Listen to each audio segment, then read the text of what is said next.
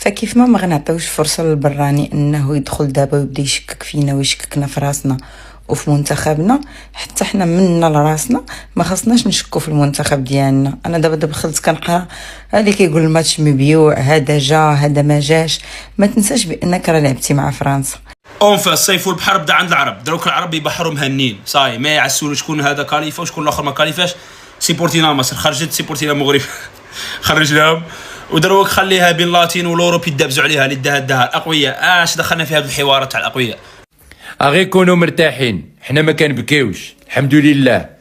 10 ايام وانتم كتسوفريو، 10 ايام ديال لا سوفرونس وديال العذاب النفسي. يا ربي خسروا ضد فرنسا ناري، الا ربحوا فرنسا عشتوا الافلام معانا، تقسيتوا هذه 10 ايام وبقيتوا عايشين معانا. وكره هي هذه، احترم المنطق، ولكن على الاقل المنتخب خلانا نحلموا. راه حنا دابا تقصينا امام وصيف بطل العالم. كره هي هذه. بون سي فري ما لعبناش كره في هذا الماتش، ما لعبنا والو. ما وهبي دار الفالطه معنا في هذا الماتش هذا، لا هو لا لعب هذا المنتخب، ولكن على الاقل راه دوزنا شهر. شوفوا غير الماتشات اللي درنا. جماعه هو ماتش المغرب امتى؟ انا لابس التيشيرت اهو مستني. المغرب هيلعب امتى؟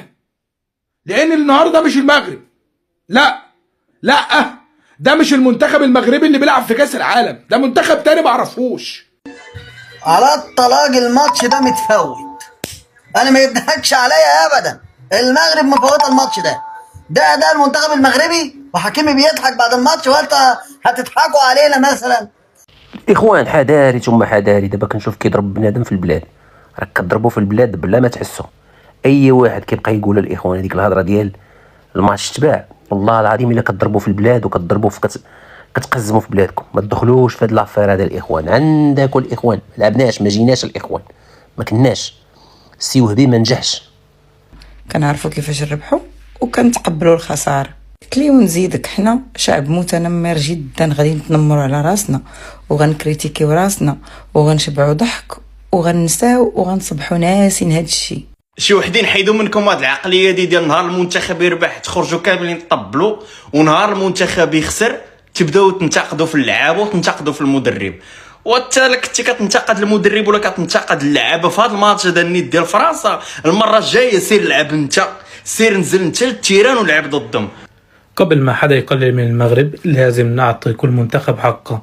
المغرب ما طلعت لأنها كانت ضعيفة، المغرب طلعت لأنها واجهت منتخب فرنسا، منتخب مليان نجوم، خبرة وشخصية بطل بيعرف يحسم المباريات الكبيرة. أما المغرب قدمت بطولة التاريخ، وصلت لربع النهائي، هزمت منتخبات كبيرة وشرفت الكرة العربية من أول مباراة لآخر دقيقة. سبحان الله العظيم، كيفاش بغيتونا نربحوا وبنادم داير علينا بحال ما هكا حاط علينا. المنتخب المغربي خارج المونديال للأسف. في المباراة اللي كانت فيها المغرب لازم تكون حاضر ولازم تكون شرسة، غابت كأنها ما جاتش اليوم. المغرب للأمانة نقول غياب مؤثر للصيباري، عمل عقم هجومي كبير، وكذلك شادي رياض في اللاكس في المحور، خلى مزراوي يلعب في المحور، وأخطاء كبيرة شفناها. أنا بدي أبدأ بكلام من القلب إلى القلب. عارف أنه في زعل ممكن يكون موجود عند البعض، في إحباط من الأداء على الأقل، مش من النتيجة ولا من شيء صار بالمباراة، ولكن إحباط من الأداء. أنا شاعر بهذا الإحباط بصراحة. بس عموما لازم الكل يرفع راسه بهذا المنتخب، يفتخر فيه، لأنه منتخب المغرب بعده، يعني المشروع المغربي بعده بدايته، ما اكتمل 100% بعد. إخوان باش نكون معكم صريح، أبريد الشيء اللي طرا ما بين المغرب وفرنسا، باش نبينو حنا ناضيين على بزاف ديال العرب اللي كيبقاو يتباكاو، لا حكا الحكام لا حكا كذا. فرنسا واعرين، انا كنقولها من هنا والله العظيم، ملي تقصات المغرب والله غادي نشجع فرنسا، حيت فرنسا واعرين ويستاهلوا. فاستالا الماتش القناه الالمانيه مشات كدير لي زانترفيو في الفان زون مع الجمهور ديال فرنسا والجمهور ديال المغرب، وحنا كنتفرجوا مع راجل اختي اللي ماشي مغربي، فقال لي شوفي الجمهور ديال المغرب واخا هكاك ضاحكين وناشطين.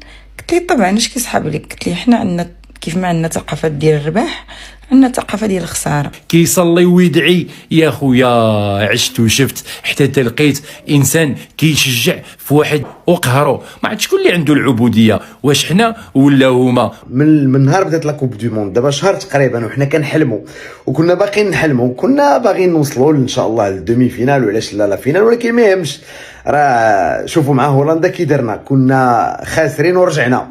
البرازيل كي درنا، ربحنا اسكتلندا، ربحنا كندا، ربحنا هايتي. دونك خلانا هذا المنتخب اننا نحلموا ونوليو نقولوا راه يمكن غنديو كاس العالم، ولكن ما يهمش. نكونوا شي واقعيين. الدراري قدموا مونديال كبير من الاول حتى الاخر. اليوم جينا ضد واحد المنتخب اللي زمتنا، اللي خنقنا. ودابا تخيل دابا انت هما اللي كانوا على ارضيه الميدان كيفاش كانوا كيحسوا براسهم. راه فرنسا طول وعرض شاداك وحاكماك تما في المنطقه ديالك. باش نكونوا واقعيين، الدراري راه حاولوا الميطه الاولى، راه دافعوا داروا اللي عليهم، ولكن باش انك دير رده الفعل واش العيا واش بزاف ديال الاسباب. ولكن في الاخر فرنسا كانت احسن من المنتخب المغربي، والدراري تقاتلوا وما ننتقدوهمش، لا نزيدوا نشجعوهم. وباقي ان شاء الله القادم غادي يكون افضل ان شاء الله. راه كاع تسول اي كواري ولا واحد كيفهم في الكره، ما جيناش الاخوان، درنا اخطاء تقنيه. كيف قرينا هولندا ما قريناش فرنسا قراتنا حيت كانت سوبيريور علينا. ما تمشيوش في الموجات الاخوان ديال حنا ماشي كراغله الاخوان، فهموني. الله يرحم لكم الميمه ديالكم اللي عزيز عليا، بلا ما يبقى يدخل في نظريه المؤامره. راه ما كاينه حتى شي مؤامره الاخوان، ما جيناش الاخوان. هذا الماتش ما كناش فيه. عاش الملك وعاش المغرب وعاش خوتي المواطنين كاملين.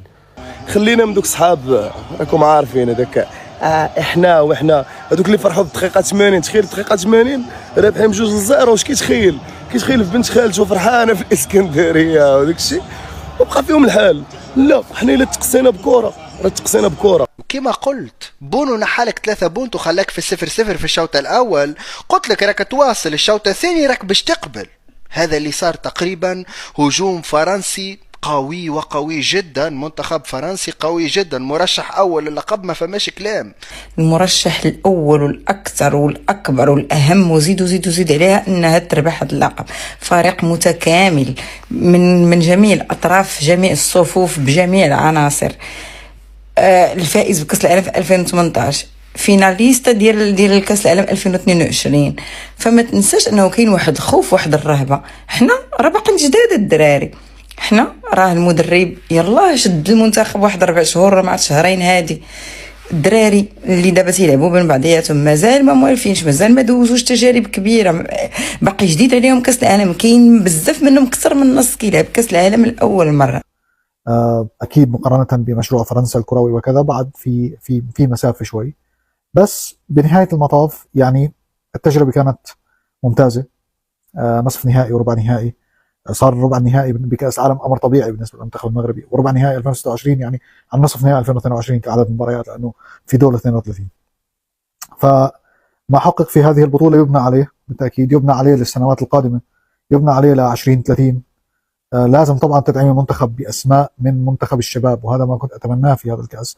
بس الانتقاد سهل، يعني ما ننتقد بسهوله، لكن كابتن محمد وهبي له رؤيته. دونك عندنا شباب بون سي فغي ما عجبناش الحال، لانه الطريقه باش تقصينا ماشي هي. كنا على الاقل نتمناو نشوفوا اللعب، ولكن ما يهم شيء. كيف ما قلت عندنا فرقه نعولوا عليها، عندنا منتخب خصنا نبنيو عليه الكاس العالم 2030. حنا اللي غادي ننظموها، هادشي ما يمنعش. راه حنا من الخمسه، حنا ال50 في العالم، حنا ال50 في الكلاسمون ديال الفيفا، حنا ابطال افريقيا، حنا عندنا النواه ديال فرقه زوينه. سي وهبي هذا الماتش ما درتي فيها ما يصلح. ما تغلطوش، راكم دخلتوا في شي حوايج اللي ما عندها حتى شي علاقه الاخوان. ما تباع شي حاجه كاينه، لا انا ملي كنقول ما فهمتش، حيت هما تبلونطاو الاخوان، تبلونطاو. ما فهمتش، ما كانوا تقفوا في هذا الماتش، ما فهمتش. ولكن راه ماشي الماتش تباع ولا شي حاجه، لا هضره خاويه. هذيك هضره خاويه. هما كانوا سوبيريور علينا، كانوا بريفور علينا، كانوا واعرين علينا، كانوا واقفين علينا. هما جاو عندهم راجمات الصواريخ، وحنا جينا ما عندناش تفريد، جايين بمقالع. نقول لكم اللي كاين الاخوان كيضرب معكم رياضي الاخوان. فما تكونوش جاحدين، وما تنسوش بانهم هادو اللي دابا خسروا قدام فرنسا راه هما اللي وصلونا باش وصلنا الربع، باش لعبنا قدام فرنسا. الشكر كل الشكر لياسين بونو. وكيف قلت في الفيديو اللي سبق، اتاسف جدا وكنتمنى انه زعما يبقى يحافظ على المستوى ديالو، باش يلعب بطولات اخرين. لان هذاك الدري الله يستر ليه والله يحفظ ليه والديه ويحفظ ليه وليدو ويحفظه هو، انه عطى بزاف القميص ديال المنتخب الوطني، وما كرهناش انه يتوج بالالقاب في المسيره ديالو. عندنا بزاف ديال الحوايج باذن الله، ولكن حنا راه فخورين بالمنتخب كيف ما بغى يكون الحال. حنا خسرنا من ربع نهائي حنا خلينا الشعب ديالنا الحمد لله وشعوب العالم كلها تساين شنو غيدير المنتخب. كاين اللي كان كيسايننا نتقصاو وما تقصاو، ولكن حنا على الاقل كيف ما قلت كنا كنأملوا وكنطمحوا وكنحلموا انه نوصلوا باذن الله لا فينال ديال كاس العالم. ما يهم شيء. السبور مشينا كنحبوا كنترينيو حنايا في فنون القتال ما تمشوش ما تطيحوش في هذه الطريقه الاخوان. حنا ماشي كراغله، حنا ماشي شحاتين نبداو نبكيو، لا لا لا لا لا. وعندك وحذاري ثم حذاري، راه ملي كتبقاو تقولوا فرنسا جاو كذا، هذيك راه هضره خاويه، هضره ديال السوق، هضره خاويه الاخوان. عندك الاخوان وسمحوا لي بزاف، ولكن الى ما كتبش ليه راه الخير فوق راسنا. ولكن ما نساوش بان الدراري الاخرين راه هما تقاتلوا في الماتشات اللي فاتوا، وراه كلكم كنتوا نتوما كتبارطاجيو انهم راه خلاو دمهم، ها اللي خلى فمو، ها اللي خلى عينو، ها اللي خلى سنانو، ها اللي خلى رجليه، باش وصلنا لهاد المرحله اللي وصلنا ليها. الربع كنا في النصف، ربحنا كاس افريقيا، وحنا غاديين دقه دقه وكنبنيو في المنتخب. هارد لاك للمغاربة، والحقيقة ما لازمهمش يخجلوا من الهزيمة هذه، لأنه عندهم منتخب محترم جدا. قولوا برافو على المسيرة الرائعة جدا، وإن شاء الله القادم أفضل المنتخبات الإفريقية والعربية.